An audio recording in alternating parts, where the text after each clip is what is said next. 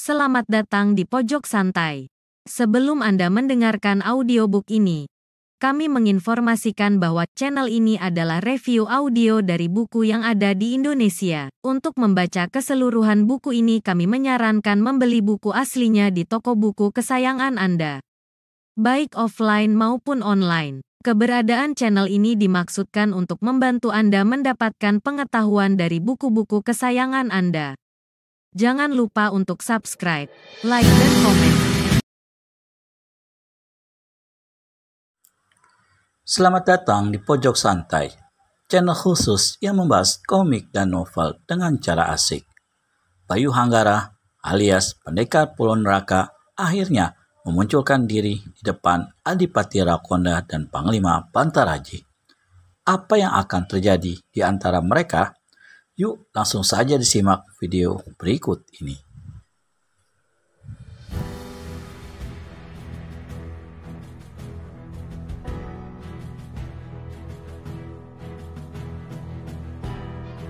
Kau dan adikmu juga menggunakan akal licik dan pengecut, menjilat Gusti Prabu dan menyingkirkan orang-orang yang tidak menyukai kalian dengan cara kotor dan keji. Hah? Panglima Bantaraji tersentak kaget. Benar-benar di luar dugaan kalau pemuda gagah yang kondang namanya ini mengetahui seluruhnya tentang kehidupan masa lalu diri mereka. Kini Panglima Bantaraji benar-benar dibuat tidak berkutik lagi. Kodoknya sudah terbuka lebar di hadapan pemuda ini. Panglima, sekali lagi aku memintamu untuk tidak ikut campur, karena aku sudah tahu siapa kau. Jika kau mau menuruti kata-kataku, hidupmu akan bisa lebih panjang lagi dan kau bisa tenang berada di keraton memimpin ribuan prajurit, kata Bayu lagi. Puh, kau bocah kemarin sore berani mengaturku, dengus Panglima Bantaraji. Bagi Panglima Bantaraji memang tidak ada pilihan lagi. Dia sudah kepalang basah dan tidak akan mundur setapak pun, juga meskipun nyawa sebagai taruhannya. Lagi pula, dia memang tidak mungkin meninggalkan adiknya menantang maut seorang diri. Mereka sudah dikenal sebagai sepasang tokoh yang tangguh dan sudah kenyang mengenyam pahit getirnya kehidupan rimba persilatan selama puluhan tahun. Rupanya benar kata mereka, kau benar-benar seorang yang keras kepala. Sebenarnya, aku enggan berhadapan denganmu, Panglima. Tapi karena kau memaksaku juga, apa boleh buat, kita terpaksa bertemu dalam arena pertarungan nanti. Setelah berkata begitu, Bayu langsung melentingkan tubuhnya bagai kilat meninggalkan tempat itu. Hei, tunggu! Sentak Panglima Bantaraji. Namun begitu Panglima Bantaraji menggenjot tubuhnya, bayangan pendekar Pulau Neraka itu sudah tidak terlihat lagi. Pendekar itu bagaikan hilang ditelan kepekatan malam. Sementara Panglima Bantaraji hanya bisa mengeluh pendek dan tidak jadi mengejar. Malam terus merayap semakin larut. Suasana di Kadipaten Jati Anom benar-benar sepi. Tak ada seorang penduduk pun yang terlihat berada di luar rumah. Mereka semua sudah mengetahui persoalan yang kini sedang dihadapi oleh Adipati Rakonda. Dan mereka juga sudah mengetahui siapa sebenarnya Adipati itu. Hal ini semua karena pekerjaan pendekar Pulau Neraka.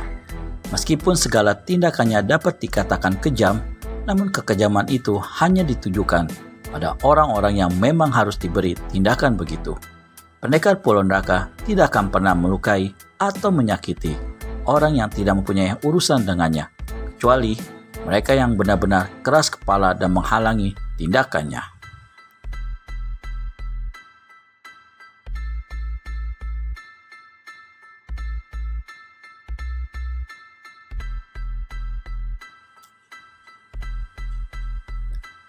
Aku jadi sangsi.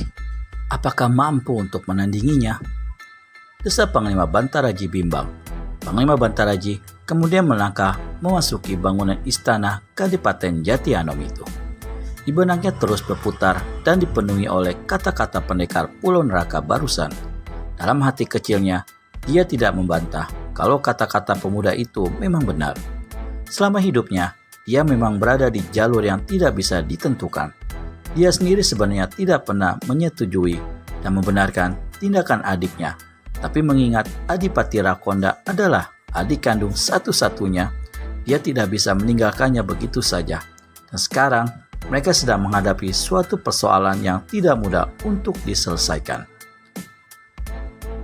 Lawan mereka kali ini bukan lawan sembarangan. Dia ialah seorang pendekar yang selalu bertindak kejam. Mengingat semua itu, Panglima Bantaraji jadi bergidik. Dia jadi ingat akan nasib yang telah dialami Jantara, si tongkat sambar nyawa. Kedua kakinya dibuntungi dan matanya dibutakan, persis seperti ketika Jantara membuntungi dan membutakan Gardika. Apakah Adi Rakonda juga akan dicincang seperti dia mencincang Dewa Pedang? Kembali Panglima Bantaraji mendesah lirih. Pagi hari itu, di lereng Gunung Panjaran, Intan Delima tengah duduk merenung di atas akar sebuah pohon besar yang menyembul dari dalam tanah. Jari-jari tangannya ngelentik dan halus menyentil-nyentilkan batu kerikil ke sungai kecil di hadapannya. Wajahnya kelihatan murung dan sinar matanya redup, menatap lurus ke arah sungai kecil yang berair jernih di depannya. Gadis itu sama sekali tidak menyadari kalau sejak tadi ada sepasang mata yang memperhatikannya. Sepasang mata yang bening itu memancarkan cahaya penuh ketegasan dan kekerasan hati. Perlahan-lahan, pemilik sepasang mata itu menghampirinya.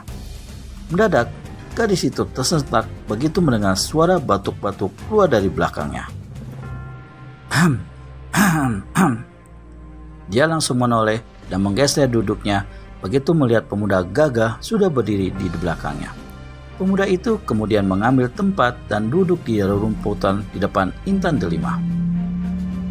Sudah 3 hari ini kau kelihatan murung. Ada apa, Adik Intan? Tanya pemuda gagah itu. Suaranya lembut dan sinar matanya juga lembut, menatap langsung ke bola mata gadis itu. Entahlah Kakang Bayu, aku sendiri tidak tahu, saut Intan Delima mendesah lirih. Kau rindu dengan ayahmu? Tebak Bayu. Intan Delima tidak langsung menjawab. Dia hanya menatap pemuda itu dengan sinar mata yang sulit untuk diartikan. Sebenarnya, dia memang rindu dengan ayahnya, tapi mengingat kekecewaan hatinya yang sudah demikian mendalam, kerinduannya itu pupus. Dan Intan Delima membiarkan saja ketika tangan Bayu mulai menggenggam tangannya. Dia juga tak bergeming saat pemuda itu pindah duduk di sampingnya. Maafkan aku Intan, seharusnya kita tidak bertemu dalam suasana seperti ini. Lembut suara Bayu. Kakang, suara Intan Delima terputus. Kepalanya tampak menggeleng-geleng lemah. Sedangkan tatapan matanya mengandung sejuta kata-kata yang sulit untuk diucapkan. Kau ingin mengatakan sesuatu Intan? Katakanlah, apapun yang akan kau katakan, aku akan mendengarkan. Kata Bayu tetap lembut. Kau tidak akan marah. Bayu menggeleng dan tersenyum manis. Juga tidak akan membenciku. Tidak ada alasan untuk membencimu Intan. Kakang, aku... Intan Delima sepertinya sulit untuk berkata. Perlahan-lahan dia kemudian menundukkan kepalanya. Sementara Bayu terus memperhatikan wajah gadis itu. Dan dengan perlahan-lahan dia lalu mengangkat kepala Intan Delima dengan ujung jarinya. Sesaat mereka saling bertatapan, tanpa kata, tanpa suara. Mereka terus bertatapan dengan sejuta kata yang terpancar dari sinar mata. Perlahan-lahan sekali Bayu mendekatkan wajahnya ke wajah gadis itu. Napasnya yang hangat menerpa langsung membuat paras wajah Intan Delima bersemu merah dadu. Namun belum sempat gadis itu menyadari apa yang akan dilakukan Bayu, mendadak tubuhnya menggeletar bagai tersengat ribuan lebah. Intan Delima merasakan tubuhnya seperti melayang jauh menembus mega. Napasnya pun jadi terasa sesak, sedangkan dadanya berdebar keras bagai genderang yang dipukul bertalu-talu. Bibirnya bergetar hebat dalam kuluman bibir Bayu Hanggara. Intan Delima langsung menundukkan kepalanya begitu Bayu melepaskan pagutannya. Merah sudah seluruh wajahnya. Apa yang akan terjadi selanjutnya di antara mereka berdua? Temukan jawabannya di video selanjutnya hanya di channel Pojok Santai. Segera subscribe dan tekan tombol lonceng untuk mendapat notifikasi video terbaru dari kami. Terima kasih dan sampai bertemu kembali.